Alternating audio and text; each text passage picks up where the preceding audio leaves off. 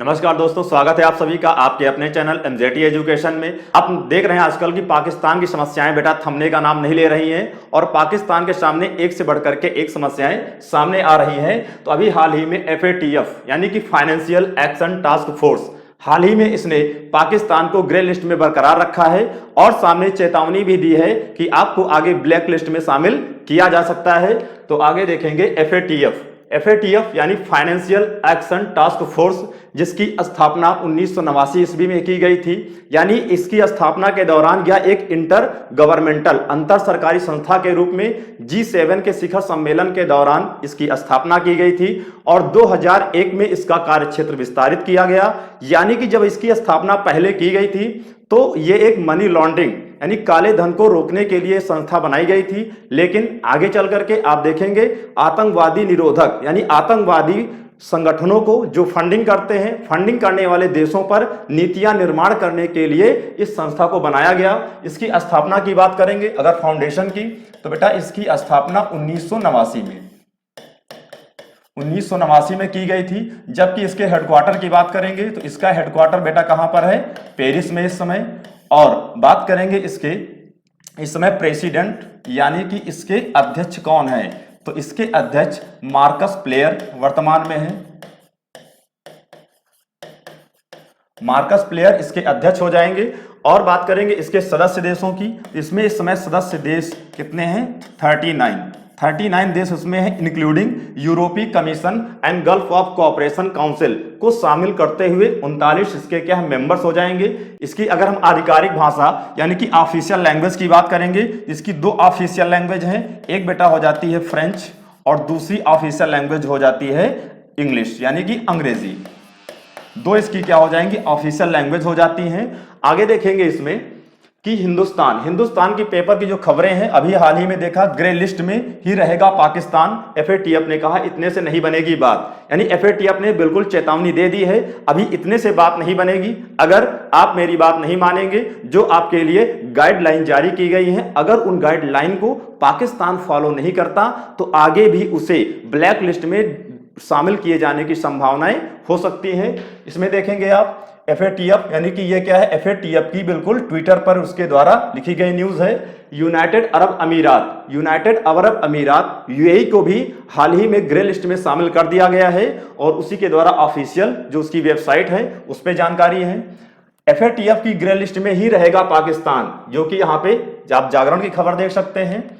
उसके बाद FATF में आप ये देखेंगे ग्रे लिस्ट आखिर क्या होती है, तो ग्रे लिस्ट बेटा किसे कहते हैं, तो यहां पे देखेंगे ग्रे लिस्ट, क्योंकि हाल ही में ग्रे लिस्ट में पाकिस्तान को शामिल या बरकरार रखा गया है। अगर ग्रे लिस्ट की पाकिस्तान की बात करें तो पाकिस्तान 2018 से ग्रे लिस्ट में बराबर शामिल है लगातार, और 2019 में भी, और 2020 और 2021 में भी, और जून 2021 में डिसाइड किया गया, बताया गया पाकिस्तान को जो 27 कार्यक्रम दिए गए थे, यानी उसके द्वारा किसके, FATF के द्वारा 27 जो कार्यक्रम या गाइडलाइन जारी किए गए थे उसको पाकिस्तान पूरी तरीके से फुलफिल नहीं कर पाया है और जनवरी 2022 तक का अल्टीमेटम था। लेकिन हाल ही में फिर पाकिस्तान को ग्रे लिस्ट में लगातार बेटा बरकरार रखा गया है, यानी पाकिस्तान की समस्याएं थमने का नाम नहीं ले रही है और भारत भी लगातार लगा हुआ है कि पाकिस्तान पे आतंकवादी गतिविधियों को समाप्त करने का दबाव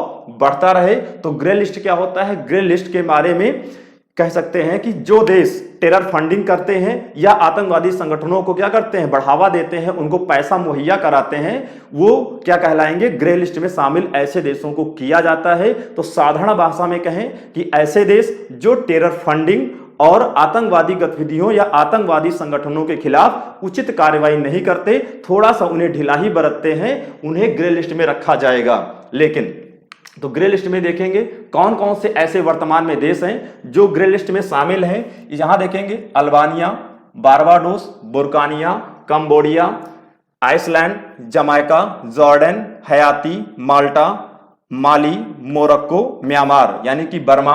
आगे देखेंगे निकारागुआ, पाकिस्तान मेन क्या है, हाईलाइट पॉइंट पे है, आगे इसको ब्लैकलिस्ट भी किया जाएगा। Panama, Philippines, Senegal, South Sudan, Syria, तुर्की, Uganda, United Arab Emirates, Yemen and Zimbabwe, यानी इतने देशों को आप देख सकते हैं ग्रे लिस्ट में शामिल कर लिया गया है। और आगे दो देश जिनके बारे में दुनिया जानती है, आप भी जानिए, यानी कि ईरान और कौन हो जाएंगे भाई साहब, जिनकी खोपड़ी घूम जाती है, कब क्या करेंगे कुछ भरोसा नहीं होता। पूरे विश्व का कोई भी देश इनके ऊपर भरोसा नहीं करता है, यानी कि उत्तर कोरिया, नॉर्थ कोरिया और ईरान, इन दोनों देशों को FATF ने भैया ब्लैक लिस्ट में शामिल कर दिया है।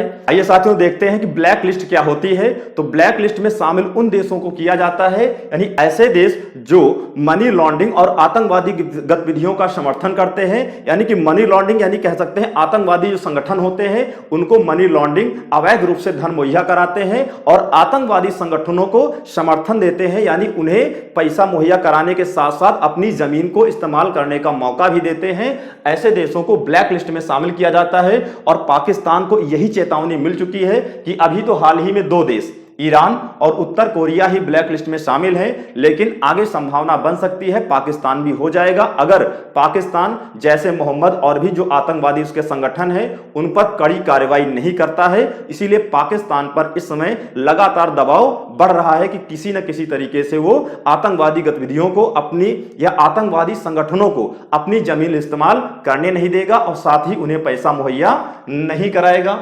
आगे देखेंगे FATF। तो मैंने कहा ब्लैक लिस्ट के बारे में, ब्लैक लिस्ट क्या होती है बता दिया आपको यहां पर कि ब्लैक लिस्ट में उन्हीं देशों को बेटा शामिल किया जाता है, यानी कि ऐसे देश जो अपने देश का इस्तेमाल, अपनी धरती का इस्तेमाल आतंकवादी संगठनों के लिए इस्तेमाल करते हैं या उनका साथ देते हैं या उन्हें मनी लॉन्ड्रिंग अर्थात अवैध रूप से धन मुहैया कराते हैं, इसीलिए उनको ब्लैक लिस्ट में शामिल किया जाता है।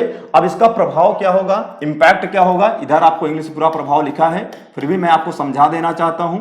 इसके प्रभाव के अंतर्गत तो पहला प्रभाव क्या हो जाएगा कि आयात निर्यात पर प्रतिकूल प्रभाव पड़ता है। जो देश किसमें ग्रे लिस्ट में अगर शामिल हो जाता है तो उसके बेटा आयात और निर्यात पर क्या पड़ते हैं, प्रतिकूल प्रभाव पड़ते हैं। और दूसरा परिवर्तन क्या हो जाएगा, यानी IMF, अंतरराष्ट्रीय मुद्रा कोष और विश्व बैंक, वर्ल्ड बैंक और एशियाई डेवलपमेंट बैंक के द्वारा जो वित्तीय सहायता मिलती है उसके द्वारा वित्तीय सहायता पर भी प्रतिकूल प्रभाव पड़ता है। तो यहां पे देख सकते हैं आप